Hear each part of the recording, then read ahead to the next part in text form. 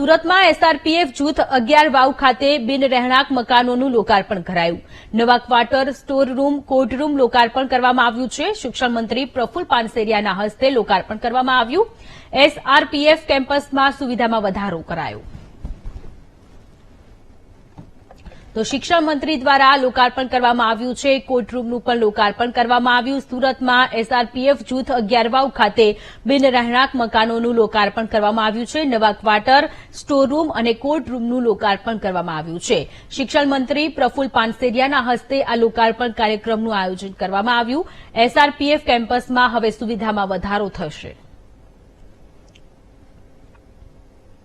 સુરતમાં આપઘાતના બનાવો રોકવા માટે મહાનગરપાલિકા દ્વારા તાપી નદીના અલગ અલગ બ્રિજ ઉપર તાર ફેન્સિંગ લગાવવાની કામગીરી શરૂ કરી છે. હાલમાં કાપોદ્રા તાપી બ્રિજ ઉપર લોખંડની રેલિંગ ઉપર તાર ફેન્સિંગ લગાવવામાં આવી રહી છે. કાપોદ્રા બ્રિજ ઉપર લોખંડની રેલિંગ હોવા છતાં લોકો તાપી નદીમાં છલાંગ લગાવી આપઘાત કરતા હોવાનો બનાવો વધ્યા છે.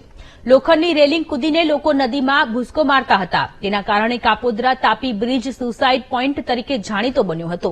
આપઘાતના બનાવો રોકવા માટે તાપી નદીના તમામ બ્રિજ ઉપર તાર ફેન્સિંગ કરવાનો મહાનગરપાલિકાએ નિર્ણય કર્યો હોવાનું જાણવા મળ્યું છે.